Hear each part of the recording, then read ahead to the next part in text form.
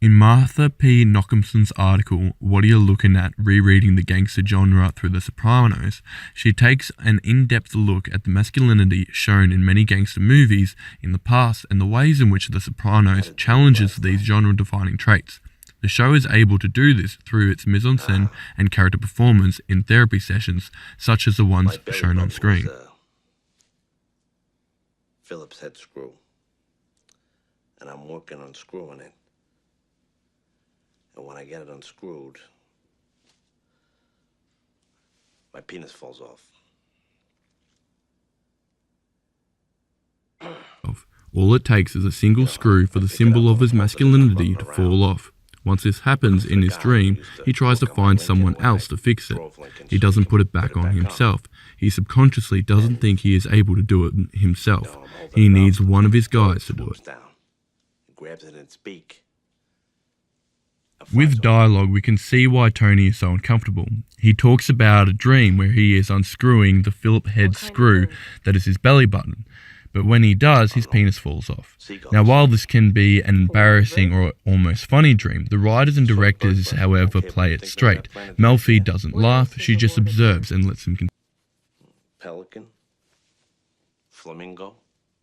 What about ducks? But before he can find help, a duck flies in and takes his penis. There is heavy symbolism here, the ducks being a representation of the innocence of his family, and the penis being the symbol of one's masculinity. The framing of the shots are also very confrontational. He can't hide behind any objects, he isn't just part of the scenery, he is front and centre, almost inviting the audience to scrutinise him alongside Melfi. This is further suggested through the shot-reverse shot pattern of the scene and the changing of perspectives with each shot. I don't know, it was just a... This blatant display of vulnerability about one's fears, either fear of loss of one's family or one's own masculinity, is something rarely seen in the gangster genre. This challenge of masculinity and Nockem's macho code separates The Sopranos from other gangster fare. The Sopranos works well because it shows both the flaws and strengths within the gangsters. Even without the dialogue, we can see that the crime boss, Tony Soprano, is very uncomfortable. We see this by his inability to look at his therapist, Dr. Jennifer Melfi, in the eye.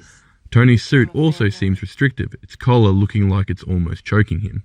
The suit and the shirt underneath, creased and strained, holding him back. The lighting is also, while natural from an indoor setting, quite harsh. This becomes all the more obvious when in the barbecue scene, it is the complete opposite. You work so hard. You work so damn hard. And to see your life's dream... Compare this to the barbecue scene. Even the fact that this social gathering is at a barbecue, the food is being shared, is a staple of Nockemson's gangster.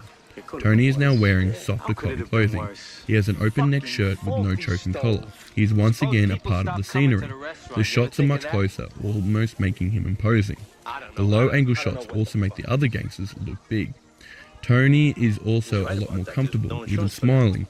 He is a boss with his people. No more confrontational shots, there is always someone else in the shot with him, and he is always off-center. Nockemson's macho man is back. Even when one of his lieutenants makes a slip-up, he is able to give him a threatening look with one of his captains. He is still the head of the organization, but when Bucco, the chef, bursts into tears, the new and reformed Tony Soprano is there for him, using his, as Nockemson puts it, management techniques of embracing and using food to bring people together. Buddy, come on. Hey. Hey, look at me. Look at me. I'll always help you. Come on. Come on.